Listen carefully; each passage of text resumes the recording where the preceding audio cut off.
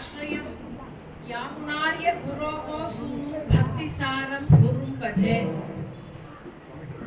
இது உண்டாகி இருக்கும் பொழுது இதுலயே இந்த ஆழ்வாரால தரிக்க முடியாது. அதனால எம்பெருமான் ஆழ்வாரை விட்டு கொஞ்சம் விலகி நிற்பான், கொஞ்சம் தூரம் நின்று போவான். அப்போ இந்த எம்பெருமான் விலகிட்டான் அப்படின்னு தெரிஞ்சா திருமங்கை ஆழ்வாருக்கு ஆற்றாமை ரொம்ப அதிகமா போயிடுது. எம்பெருமானை எப்படியாவது அடைந்து விட வேண்டும் அப்படின்ற ஒரு மனோபாவத்தில் ஆழ்வார் வந்து விட்டார். அப்போ அதனால தரிக்க முடியல. எம்பெருமானை விட்டு பிரிந்து விட்டோமே, இப்படி சம்ஸ்லேஷமாக இருந்த இந்த எம்பெருமான் இப்ப நம்ம விஸ்லேஷத்தில் விட்டு விட்டானே அப்படின்ட்டு ஆழ்வாரால தரிக்க முடியல அவருக்கு. அப்போ ஆற்றாமை, இந்த ஆற்றாமையை பார்த்து இவளால இப்படி தரிக்க முடியாத இருக்கிற நிலையை பார்த்து ஆழ்வார் என்ன ஆயிட்டார், தனக்கு தானே ஆழ்வாராக இருந்தவர் பரகால நாயகியாக மாறிவிட்டார். நாயகி பாவத்துல பகவானை அனுபவிக்க வேண்டும் அப்படின்னு ஆழ்வார் பரகால நாயகியாக மாறிவிட்டார். அப்ப இந்த பரகால நாயகி படுகின்ற ஆற்றாமையை பார்த்து திருமங்கை ஆழ்வார் தாய் பாசுரமாக இந்த பரகால நாயகி படுற அவஸ்தை எல்லாம் எடுத்து பாக்குறா. இப்படி இந்த பெண் வந்து இப்படி பித்து பிடிச்ச மாதிரி இருக்காளே, தரிக்க முடியாத போல இருக்காளே, என்ன பண்ணலாம், இதுக்கு என்ன ஆறுதல் அப்படின்னு பாக்குறா. ஒண்ணும் பண்ண முடியல திருத்தாயாரால. சரி, பொண்ணுகிட்ட போய், அம்மா நீ இப்படியே நோவு பட்டுட்டேதான் இருக்கணும், அந்த எம்பெருமான் உங்ககிட்ட வரமாட்டான் அப்படின்னு சொல்லிட்டா அந்த பரகால நாயகி அவளுக்கு எப்படி இருக்குமா, வீட்டை விட்டு போயிடலாம் எம்பெருமான் கிட்ட. அந்த சாஸ்திர மரியாதையை குலைத்து கொண்டாது போய்விட வேண்டும். என எம்பெருமான் வந்து நம்மை அழைக்க வேண்டுமே தவிர நாம போய் நம் முயற்சியில் எம்பெருமானை பற்ற முடியாது. அப்ப அந்த சாஸ்திர மரியாதையை குலைத்து கொண்டு எம்பெருமானிடம் சேர்ந்து விடலாம் என்று ஓடி விடுவாள் என்று அஞ்சுகிறான். அப்படி இல்லைன்னா நீ இப்படியே நோவுபட்டு கொண்டு இரு, எம்பெருமான் வரும் பொழுது வரட்டும் அப்படின்னா இந்த பரகால நாயகிக்கு ஆற்றாமையினால் என்ன ஆகுமோ அப்படின்ற ஒரு பயம் வந்துடுத்து.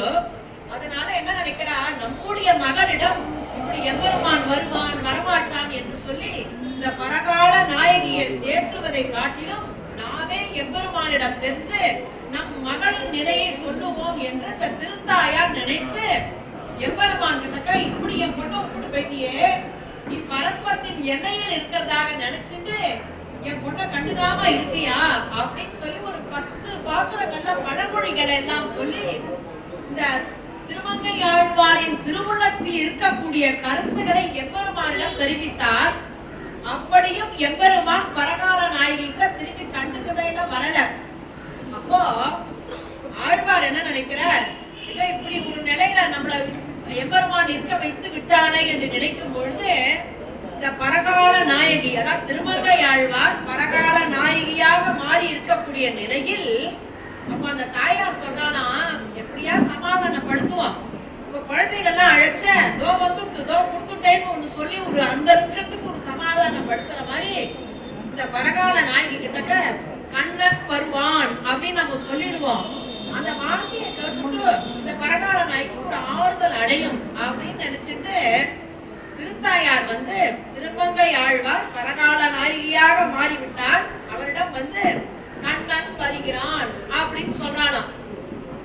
ஆழ்வாருக்கு என்ன வந்துருக்கோ ஒரே சந்தோஷமா, ஆக எம்பெருமான் வரப்போறான், அதான் நம்முடைய தாயார் சொல்லிவிட்டான்னு பார்க்கும் பொழுது நிறைய பட்சிகள்லாம் கண்ணில் பட்டுதான் ஆழ்வாருக்கு. இந்த பட்சிகள்லாம் கண்ணில் படும்போது பட்சிகளுக்கு என்ன ஒரு விசேஷம் அப்படின்னா அது துவனி கொடுக்கும். ஒவ்வொரு பட்சியும் ஒவ்வொரு துவனி கொடுக்கும். இந்த பட்சிகளை பார்த்து சில பேர் சகுனங்கள் எல்லாம் பார்ப்பார்கள்.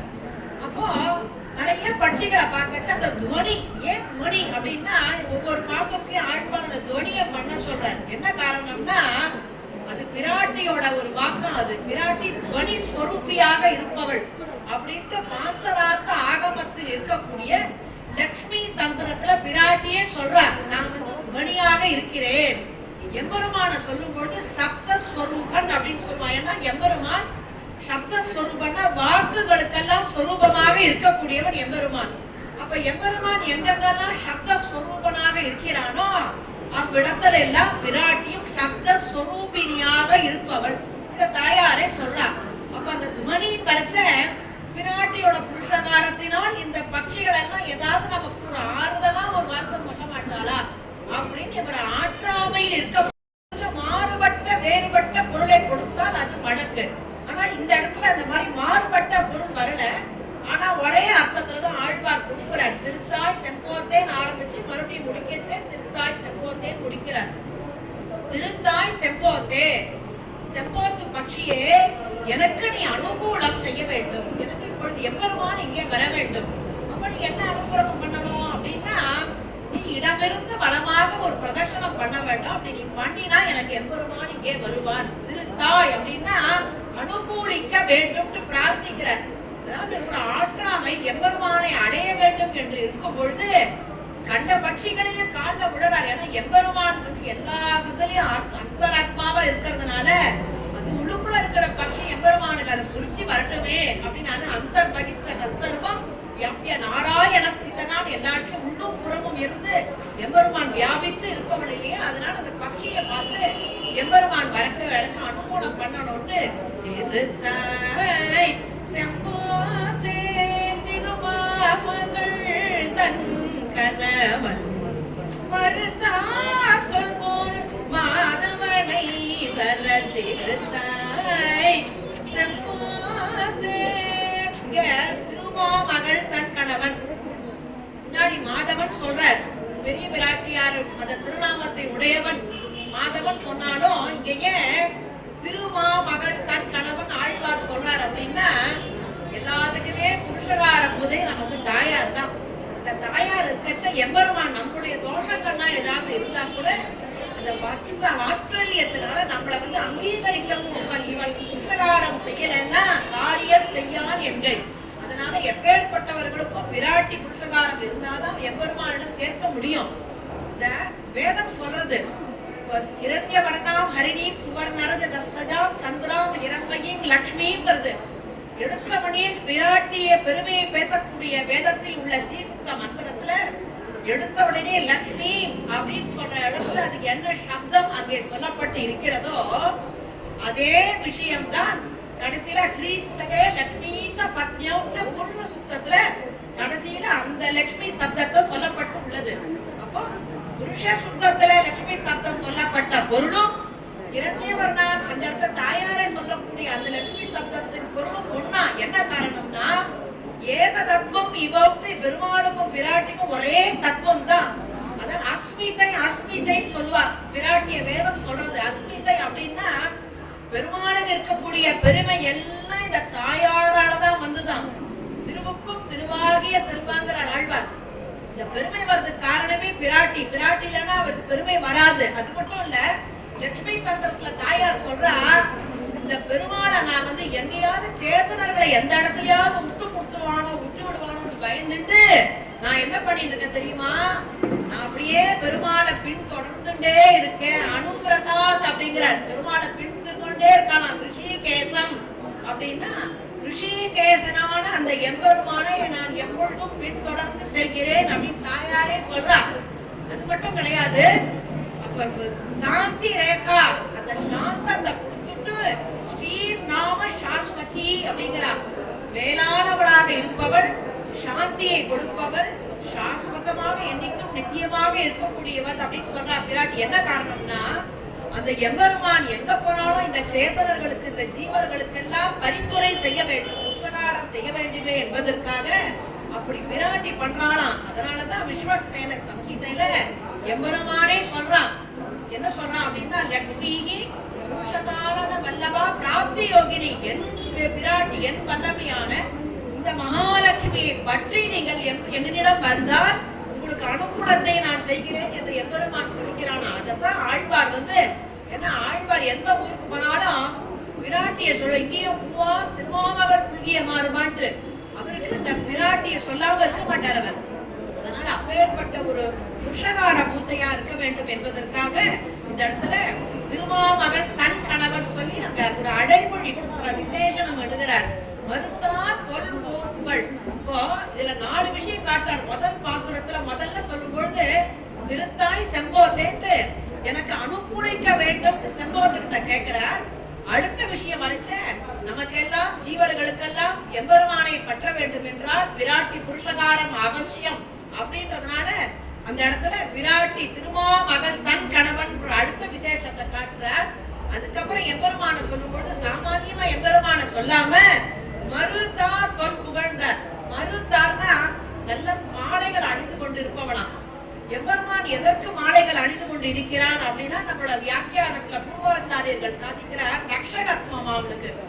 எம்பெருமான் லோகத்தை படைச்சுட்டா போராது, ஒண்ணு சிருஷ்டி பண்ணிட்டு நாம பாட்டு இருந்துருவோமா? ஒரு குழந்தை பிறக்கிறதுனா அந்த குழந்தைய பிறந்ததுலேயே அதுக்கு காவந்து பண்றா இல்லையே, தாய் தகப்பன் பண்ணுச்ச.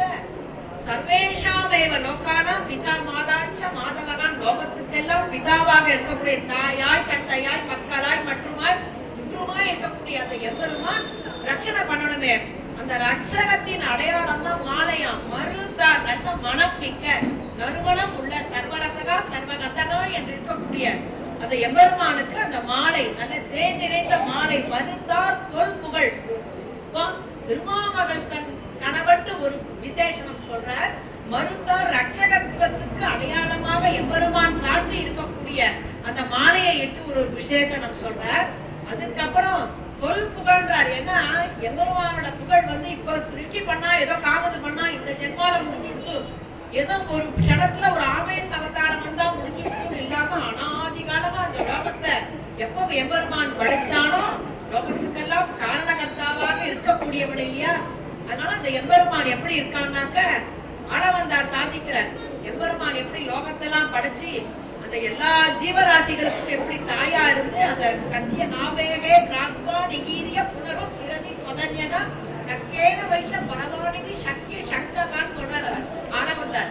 அப்படி எல்லாருக்கும் லோகத்தை படிச்சு வயிற்றுல வச்சு காவல் பண்ணி இந்த லோகங்கள்லாம் பிரளயத்துல இருக்கச்ச அத்தனை ஜீவராசிகளை வயிற்றுல வச்சு காவல் பண்ணவன் இல்லையா. அப்படி ஒரு அட்சகத்துக்கு இருக்கக்கூடியவன். அதுதான் மறுத்தான் தொல் புகழ். அப்பேற்பட்ட ஒரு புகழை உடையவன் மாதவனை வர திருத்தாய் செப்போத்தே. முன்னாடி திருமாமகள் தன் கணவன் பிராட்டி விசேஷனம் பண்ற. ஆனா மறுபடியும் ஏன் மாதவன் சொல்லணும் அப்படின்னா அது புனருக்தி தோஷம் இல்லையா. ஏன்னா மாதவன்றது முன்னாடி சொன்னது புருஷகார பூஜையை சொன்னார். பின்னாடி எம்பெருமானுக்கு இயல்பாகவே மாதவன் ஒரு திருநாமம் உண்டுன்றதை காட்டுறதுக்காக மாதவனை வர திருத்தாய் செம்போத்தை. அடுத்தது இந்த செம்போத்தை என்ன பண்ணித்தான் ஆழ்வாரை பார்த்துதான். நம்ம இப்ப பறந்து இடமிருந்து வளமாக போனா ஆழ்வார் என்ன நினைச்சுப்பார், ஆஹா இது எப்படி பிரதட்சணம் வந்தது, இப்ப எம்பெருமான் வரான் ஆழ்வார் நினைச்சுடுவார். ஆனா ஒருவேளை இந்த எம்பெருமான் வரல அப்படின்னா நம்ம சகுனம் இப்படி பண்றது அப்புறம் லோகத்தாரெல்லாம் நம்மள நிந்தனை பண்ணுவார். இது எப்ப இடமிருந்து வளம் பொருந்தாலும் காரியம் நடக்கும். ஆனா ஆழ்வார் விஷயத்துல இந்த எம்பெருமான் வரல, இனிமே இது இடமிருந்து வளம் போனா காரியம் நடக்காது, நம்ம பேர் பழி சுமத்திடுவா. அதனால நம்ம இப்படியே உட்காந்துருவோம், நம்ம எங்கேயும் பறந்தெல்லாம் போமாட்டான்னு செம்போத்து நினைச்சுதான். உடனே என்ன நினைக்கிற ஆழ்வார் பக்கத்திலே காக்கா உட்காந்துதான். கரையாய் காக்கை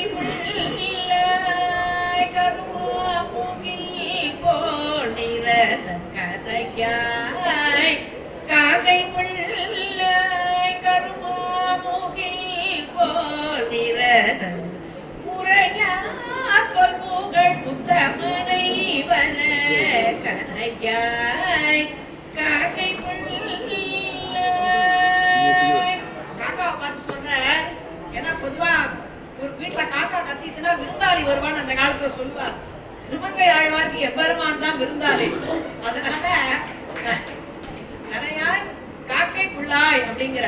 ஏன் காக்கை புள்ளாய்ன்னு சொல்லணும்? அதுக்கு ஏன் ஆழ்வார் அதை ஒரு மரியாதையா சொன்னார்னா பகவத் விஷயத்துல யாரெல்லாம் அனுகூலம் செய்யறாலும் அவளெல்லாம் மரியாதை சொல்லணுமா. அதனால கரையாய் காக்கை புள்ளாய். அந்த நிறத்தை பார்த்தவொடனே எம்பெருமான் நிலம் வந்துட்டு உரையார் தொல் புகழ் உத்தமனை வரங்கிறார். உரையார் தொல் உரையார்னா இந்த இடத்துல எம்பெருமான இந்த காலம் என்ன பண்ணிட்டு ராமாவதாரத்துல அந்த காலம் அபசாரம் பண்ணினாலும் அவன் எம்பெருமான் என்ன பண்ணா ரட்சிச்சான் இல்லையா. அது எங்கெங்கயோ சுத்திட்டு விராட்டி கிட்ட உழுதுதான். விராட்டி பக்கத்துல இருந்ததுனால அந்த காகத்தை இப்படி தலைகீழ திருப்பி விட்டாலும் ஆத்ம புராணம் சொல்றது தலைகீழதான் உழுதுதான். ஆனா இவ என்ன பண்ணிட்டாலும் சீதா பிராட்டி ஐயோ உழுதுட்டே காகம் தஞ்ச விபீஷணம் சரணம் யுக்திக்ஷமோ ரட்சதகான்னு சொல்றார் பராசர பட்டர் சுவாதிக்கிறார். எம்பெருமான் சரணாகதி பண்ணினவனை காப்பாத்தினான். ஆனா விராட்டி அப்படி கிடையாது. தராசல வைக்கச்ச சரணாகதி பண்ணலேனா கூட விராட்டியோட கருணையினால காப்பாற்ற காப்பாத்தினான்னு சொல்லச்ச விராட்டி தராசு தட்டு உயர்ந்து போயிடுத்து நாங்க பராசர பட்டர் அங்க சாதிக்கிறார். பத்தி முதலாவற்று பதி எனக்கு உணவல் எட்டி இழைத்து விழும் காகம் போல் முதிதரு நகர் ஏனின் முக்கியமாம் கட்சி தண்ணி அத்திகிரி அருளாளர் கடைக்கல நான் முகுந்தேனே எத்திசையும் உழன்றோடிட்டு எங்க பார்த்தாலும் போய் யாருமே காவத்து பண்ணாம கடைசியில எம்பெருமான் திருப்தியில உண்டுது. அந்த காகத்து வம்சத்துலதான் நீ வந்திருக்க. அந்த ராமபிரான் உன்னை காப்பாத்தினானே. வேதவேத்தியே பரே கும்சே ஜாதே தசரதாத்மஜே வேதகா பிராச்சேததா தாதி சாட்சாத் ராமாயணாத் மனட்டு வேதம் என்ன பண்ணித்தான்? ராமாயணமா அவதாரம் பண்ணித்தான். அந்த வேதத்தில் பிரதிபாதிக்கப்பட்ட அந்த எம்பெருமான் ராவண அவதாரம் பண்ணான். அப்படி இருக்கும் பொழுது உரையால் தொல் புகழ்னாக்க அந்த ராமாயணத்துல சொல்லப்பட்ட அந்த ராவணன் பெருமை, மகாபாரதத்தில் சொல்லப்பட்ட கண்ணனின் பெருமை இப்படி எல்லாம் இருக்கே. உரையால் தொல் புகழ் உத்தமனை வரையான்.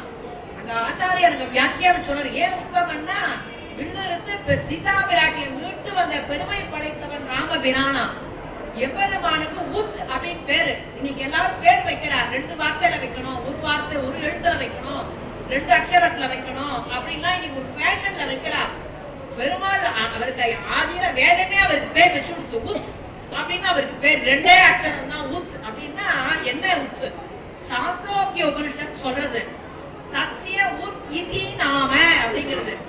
அந்த சூரியன் இருக்காரு இல்லையா, அந்த சூரியன் நடுவுல எம்பெருமான் அப்படியே பிரகாசமா இருக்கானா.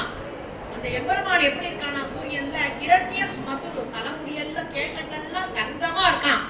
ஹிரண்ய ஸ்மசுரு ஹிரண்ய கேசகா சர்வயேவ சுவர்ணகா உடம்பு ஃபுல்லா அப்படியே தங்கமயமா இருக்கானா அப்படின்னு சாந்தோக்கிய வர்ணிச்சுட்டு தஸ்ய உத் இதி நாம.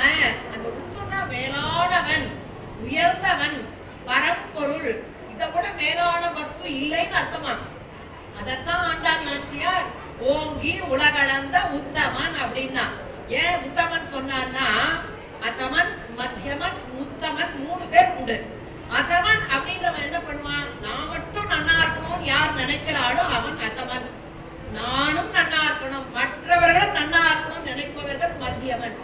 தனக்கு ஒரு குறைவு வந்தாலும் தாழ்வு வந்தாலும் என்ன கேடு வந்தாலும் பரவாயில்ல, மற்றவர்கள் நன்றாக இருக்க வேண்டும் என்று யார் நினைக்கிறார்களோ அவன்தான் உத்தமன். அதனால்தான் திருவிக்கிரம அவதாரத்துல தன்னுடைய பொருளையே போய் யாசகம் கேட்டு என்னுடைய பாதத்தால் யானடப்ப மூவடி மண்ணாதருக. லோகமே எம்பெருமானோடது, அவனோட சொத்து. அவன் போய் ஒத்தட்ட போய் யாசகம் கேட்டான். எதனால கேட்டான்? தன்னை அண்டினவனை கேட்டான். தன்னை சரணாகதி பண்ணினவனுக்கு தான் எப்படி பண்ணாலும் அவனுக்கு வாங்கி கொடுக்கணும்ன்ற வேற எந்த இதர தேவதைகள் வந்ததா? யார் வந்தா? எம்பெருமான் தான். என்ன கட்டம் வரணும்? பார்க்கடல பூரிட்டோம், பார்க்கடல அழுதுட்டோம், அப்பவும் எம்பெருமான் தான் வரான். ஆதிகுலம் கூப்பிட்டோம், அப்பவும் எம்பெருமான் தான் வரான். என்ன கட்டம்? யாருக்கு என்ன வந்தாலும் திரௌபதி சக்கர கதாபாணி துவாரகா நிலையற்றுதர் கோவிந்த புண்டரீகாட்ச ரக்ஷமான் சரணாகதம் சொல்லிச்சு. யார் வந்தா? அப்பவும் கண்ணன் தான் வந்தான். மகத்யாபதி சம்பிராத்து கர்த்தவே பகவான் ரிஷிகள் எப்பவும் அந்த பகவான் ஹரியின் அந்த ஹரிதான். எப்பேற்பட்ட கட்டம் வந்தாலும் அந்த எம்பெருமான் வந்து நமக்கு அனுகூலம் பண்ணக்கூடியவர் சாக்ஷா ஸ்ரீவன் நாராயணன். அதனால அவனுக்கு உத்தமன் பேரு. ஏன்னா நம்ம போல இருக்கிறவங்க புருஷர்கள் சொல்றோம்.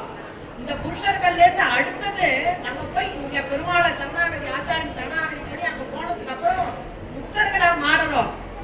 புருஷகா உத்தர புருஷகா, அதுக்கப்புறம் நித்தியர்களாக இருக்கா. உத்தம புருஷகா புருஷோத்தமகா, உத் புருஷகா உத் புருஷகா, உத்தர புருஷகா உத்தம புருஷகா, புருஷோத்தமகான் ஒவ்வொரு படிப்படியா இத சொல்றான். அந்த எம்பெருமான் கீதையில சொல்றான், என் ஜானாதி புருஷோத்தமன் நான் தான். இந்த நித்தியர்களை காட்டிலும் உத்தரகளை காட்டிலும் சாமானிய பக்தர்களை காட்டிலும் வேறுபட்டு மாறுபட்டு இருப்பதா லோகத்தில் என்னை புருஷோத்தமன் சொல்றார். புருஷன் அப்படின்னா குழுப்பமன் அர்த்தமா. நாம ஏதாவது ஒருத்தருக்கு கொடுத்தா கொஞ்ச நாள் இருக்கும், இல்ல அந்த வஸ்து இருந்தாலும் நாம இருக்க மாட்டோம். ஆனா சாஸ்வதமா என்னைக்கும் நிலைத்து மண்ணு புகழ் மாதவன்ற மாதிரி நிலைத்து இருக்கக்கூடிய பொருள் எதுன்னா தர்மம், அர்த்தம், காமம், மோட்சம், இந்த புருஷார்த்தம் நிலைத்து நிற்பது. இந்த நிலைத்து நிற்கக்கூடியதை கொடுப்பவன் அந்த எம்பெருமான். அதனால்தான் அவன் புருஷோத்த புருஷன். அந்த புருஷனையும் உத்தமமானவன். அதனால்தான் அதைத்தான் ஆண்டாள் ஓங்கி உலகளந்த உத்தமன் எடுக்கிற உத்தமன்ற வார்த்தை. அதுதான் இந்த உத்துன்றதுல வந்ததுதான் உத்தமன். அததான் அவர் ஆழ்வார், திருமங்கை ஆழ்வார் உத்தமனே சொன்னார். ஏன்னா நமக்கு என்ன கொடுப்பான்? புருஷோத்தமனா இருக்கக்கூடிய அந்த எம்பெருமான் புருஷார்த்தத்தை கொடுப்பதால், அது நினைத்து நிற்கக்கூடியதா இருக்கதால் அந்த புருஷோத்தமன், அந்த உத்தமன் அப்படின்னு சொல்லி உத்தமனை வர கரையாய் காக்கை புள்ளாய் சொன்னார். அடுத்தது பூவாய் பூங்குயிலே பூவாய் பூங்குயிலே குளிர் மாறி தடு துகந்த மாவாய் கீண்ட மணிவண்ணனை வர மாவாய் கீண்ட மணிவண்ணனை வர மாவாய்